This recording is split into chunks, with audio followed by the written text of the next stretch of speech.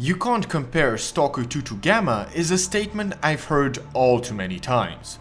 During my ultimate review of Stalker 2, I did a few comparisons with Gamma, the biggest one being a showcase of both games' graphics. Despite this section lasting only 10 minutes, which is only 5% of the entire video, I've gotten lots of comments pointing out the fact that this comparison was useless and outright unfair, and I think this is an opinion many Stalker fans share regarding the sequel, that it cannot be, under any circumstances, compared to mods. I find this statement to be completely ridiculous and thus decided to make a video about why Stalker 2 needs to be compared to Gamma. Quick side note before we begin, when I mention Gamma, I of course also mean other mods like Anomaly and various mod packs for it. I've played a lot of different mods, but only recorded true Stalker and Gamma, so that's why it will be the main patient of today's video.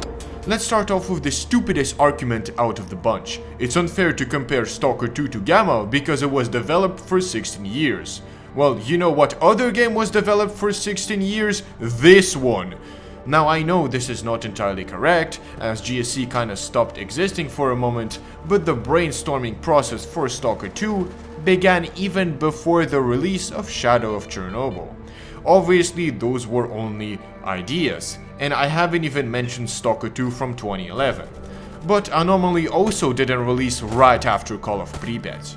The most important factor you have to consider is that any mod or fan-made project is worse than the real product by real developers. In theory, not in practice as we've already seen. This idea stems from the fact that mods aren't official releases, they weren't made by the original developers, and that's something extremely important.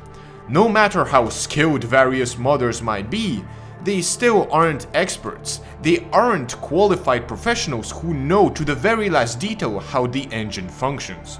Furthermore, modders aren't getting paid for what they're doing. Sure, they receive occasional donations, but that's nowhere near what real devs make. And this is probably the most important point. Original developers have their unique and real vision of the game, and preserving the original concepts and ideas is something many modders forget about, especially when talking about the Stalker series. I think Stalker is the greatest example of modders adding something that doesn't belong in Stalker, features that don't expand on the original's ideas. I'm sure we've all heard of this or seen it in various mods. Even Anomaly and Gamma have this. But the much more noticeable problems with these mods are their inability to fully remake all cut features. Cut content is an extremely interesting topic in any game, as most often the most interesting and exciting ideas go to waste. Stalker is a goldmine for cut content. Thanks to numerous builds of the game and leaks regarding previous iterations of the franchise, we know tons of cut content, including mutants, factions, weapons, locations, and much more. This knowledge allows the community to think about what the game could have been and maybe implement those cut features in mods. However, not all of those features are well implemented or implemented at all. Something that struck me the most when playing Stalker 2 are the cat mutants. There are cut mutants from the original who are supposed to use their voices to lure unsuspecting stalkers towards them and then attack, similar to what was planned for the Islam. Upon seeing this feature get realized in the sequel, I understood that nowhere else have I seen this type of mechanic. No mod, at least on my watch, did implement this ability to mimic stalker voice lines. Now, why did I give this example? To show that developers can implement features and mechanics never seen before in mods, thanks to their advanced knowledge of the engine and the overall game world. This extremely important part is all theoretical. In theory, the original developers are supposed to be better, but Stalker 2 proves the exact opposite. Sure, there are some moments where the sequel manages to be better, but the overall experience, as I previously explained, is lacking and incomplete. Comparing mods to the sequel should be like comparing Legos to bricks. On one hand, we have a community-made project by people with no experience working with the engine, with a budget of 3 beer cans and no original vision of the game. Meanwhile, on the other side, we have highly trained professionals with experience, having access to the most advanced and modern tools at their disposal, with an enormous paycheck and the real vision of the game. And somehow, despite all odds, the modded counterpart is better in every single way except the story and the map. How is this possible? A comparison that should be completely unfair and blatantly obvious turns out to be flipped on its head. Stalker 2's budget is tens of millions of dollars, as mentioned by Maxim Kripa, and yet it's outperformed by simple mods. This is just embarrassing.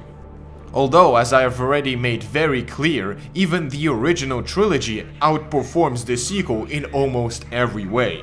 Already, there isn't any reason to choose Stalker 2 compared to the originals, but this video is mainly focused on mods, which brings me to the second big point, which is the fact that Gamma has become the new sequel. Whether you like it or not, the modding community has been extremely busy, working on tons of different additions for the Stalker games.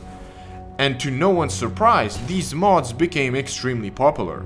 If you know anything about Stalker, you've definitely heard of these mods. I mean, Gamma's Discord server has over 600,000 members, and I can confirm that it definitely does feel like it. These mods managed to house a good chunk of the player base, while waiting for the release of the sequel. Just think about this. It has been 15 years since the release of the last Stalker game. The only examples of game sequels that took a somewhat similar time are Fallout and Doom, and to pretty much no one's surprise, they all have an extremely active and thriving modding community. Mods are pretty much the only thing that kept the franchise alive for so long. This might sound like I'm insulting the originals, but it's the polar opposite. These games managed to create such a great impact on the people playing them that they were willing to keep adding to the experience, to keep giving them a reason to come back to the world of Stalker. This is another very important topic regarding people's expectations of Stalker 2. Let's start off this section with a simple question. Which game out of the trilogy do you prefer? Which game is the best and portrays the zone in its most complete form? You might have said Shadow of Chernobyl. If so, welcome to the club.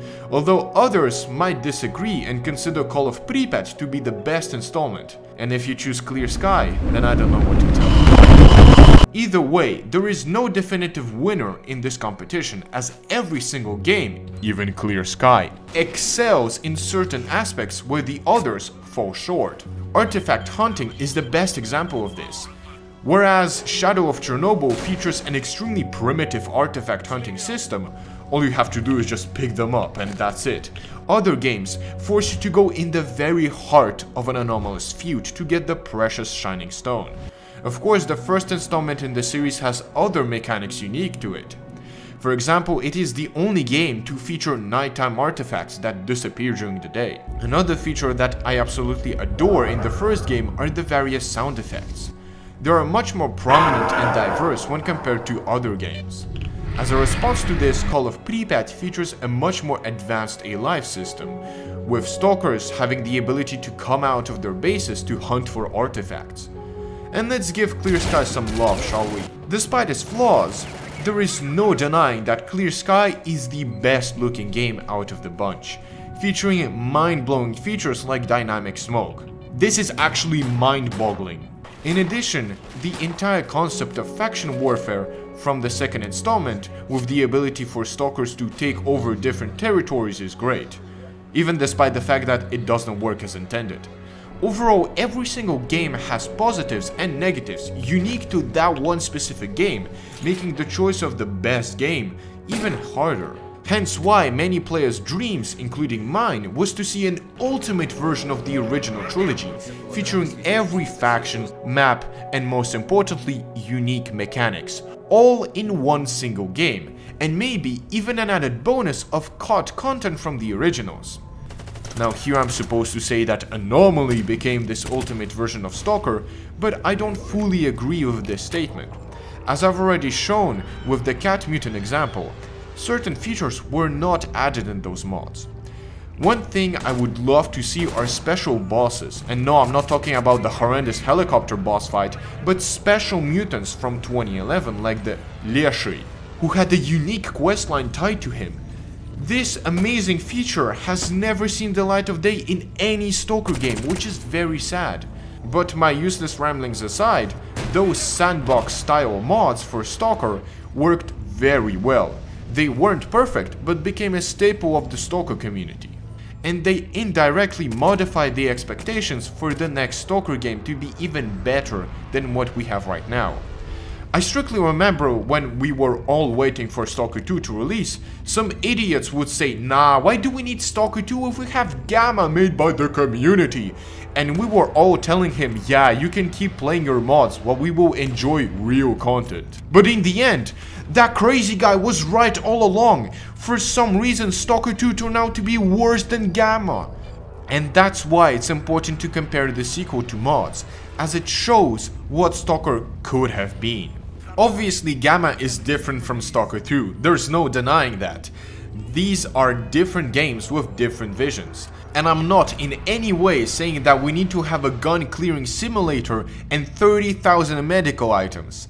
Gamma's features and mechanics work very well, but only in Gamma, because the game was designed with them in mind, with this vision of the game.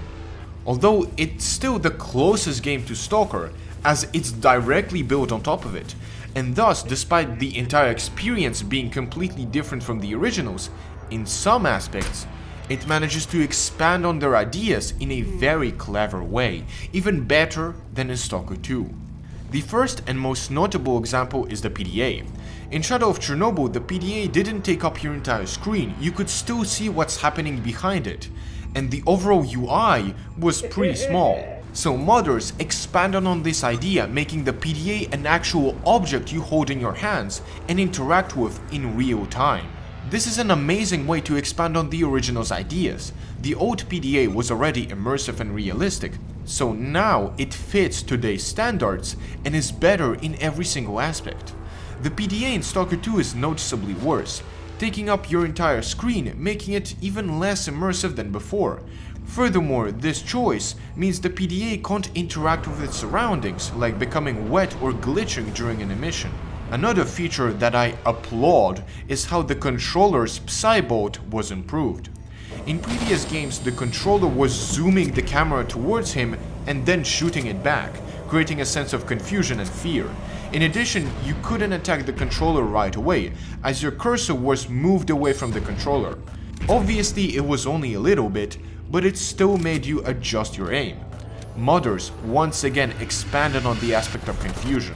Now, when you get hit by a Psybolt, the camera starts spinning uncontrollably, and by the time you come back from this carousel, you have no idea where you're facing and where the controller is, making you vulnerable to another attack. Another important factor regarding old controllers is that you could easily get stun-locked if you weren't careful. This one addition expanded on both these details, making the controller even scarier than he already was. Absolutely wonderful work, tapping directly into the dizziness this attack is supposed to cause. Now let's see how it is in Stalker 2. Yeah, not very good. But the biggest difference is a life, which only after patch 1.7 managed to get implemented in a very rudimentary state, more like a life 0.5 and definitely not 2.0. I could continue this list for a long time, but I think 3 examples will suffice. After all, this isn't a video about Gamma vs Stalker 2, this is just to illustrate my point that Gamma manages to expand on the original's ideas extremely well, and sometimes better than Stalker 2. Now, of course, I expect some people to say that mods aren't canon, and why should GSC even care about the mods? Well, because certain mods inspired some aspects of Stalker 2. I know this sounds insane, but think about it. When you have an extremely popular version of your game that everyone is playing, it would make sense to copy it. Of course, I can't leave you without any examples. The entirety of Stalker 2's gunplay is due thanks to modders. Stalker always positioned itself like a more fun arcade-like shooter. Gunplay was intentionally the least immersive and realistic part of the trilogy, but it didn't hurt it, as using guns was still fun. Then came mods like Gunslinger, who popularized this idea of Stalker being a militaristic style shooter. Whether this change was for the better or worse, it's still up to debate. But it is undeniable that this part of Stalker 2 was influenced by mods. Want a more concrete example? Okay, the eating animations look way too similar to modded versions. But the final and most interesting point is the fact that GSC officially released Anomaly on GOG. On September 2nd, GSC decided to team up with the devs of Anomaly and make it available to the public on an actual game store. This is huge and it means numerous things about GSC. This means that they not only knew about the existence of mods, but also play them, because releasing a product you haven't tried is below GSC level. Although in their typical fashion, playing a completely free mod requires the purchase of the Enhanced Edition. You know, the game that is in every way worse than the originals. I know that you also get the originals, but new players don't know that. They see Enhanced and think it means that it's better. Another way GSC is tricking new players. On the 3rd of December, something even bigger happened. Stalker Gamma was officially released on GOG. Once again, this is a major victory for the modding community and shows that GSC is very much aware of the mods for their game, but there's a catch, as always. Despite being able to download Gamma for free from Discord and it being labeled as free on GOG, you need to own a Stalker game in order to play it. What Stalker game? Stalker 2. Okay, honestly you have to choose between the god-awful never should have existed edition of COP or Stalker 2, but the fact that the sequel even is here is absolutely hilarious. This either means that GSC has become actually self-aware and realized that Gamma is the Stalker 2 we deserved, or just do it to force new people to buy Stalker 2. And considering GSC history, I'm more inclined towards the second option. Seriously, Stalker 2 has nothing to do here. I understand that to play Anomaly you need to own CRP or COP Trash Edition. This makes sense, the mod is based on COP. But having to buy Stalker 2 to play Gamma makes no sense. They don't even use the same engine. Now I understand that you can also buy the political edition of COP to get Gamma. But putting a big OR and showing Stalker 2 is a very scummy tactic. GSC knows that new players who will be buying Gamma on GOG, because every old player has it already downloaded from Discord, know nothing about Stalker, and thus when comparing the diminished edition of COP and Stalker 2, they'll be more inclined to buy Stalker 2, because new game with better graphics. This is a trap for new players who want to enjoy something actually good. Not only is this scummy because 2 of the 3 games on this screenshot are better than Stalker 2, but most importantly because it just gives GSC more money. On one hand we have a trashy edition of COP that costs only $20, but on the other we have a full-blown AAA game with numerous editions and future DLCs coming. Although this release reinforces one thing. The studio was very much aware of the mods for their game and how much impact they had on the community, even going as far as to borrowing some ideas from mods. But despite all that, the entire product feels underwhelming and unfinished, even when compared to the originals. It is extremely important to compare the sequel to Gamma, as it not only shows the lost potential of Stalker 2 and what it could have been, but also how lazy the developers are. The modding community is at an enormous disadvantage when compared to big companies, mostly thanks to huge budgets, and yet mods for Stalker are still better. Honestly, I don't know what GSC were doing. Maybe they're just lazy or intentionally tried to fool their fans. The real problem with Stalker 2 were the numerous fake posts and outright lies regarding the content of the game. An extremely important and enormous topic I'll be exploring soon in another huge video. Modded Stalker manages to fill the void for the disappointment that Stalker 2 was, and it simultaneously shows the community's strength, as Stalker has one of the most advanced modding communities I've ever seen.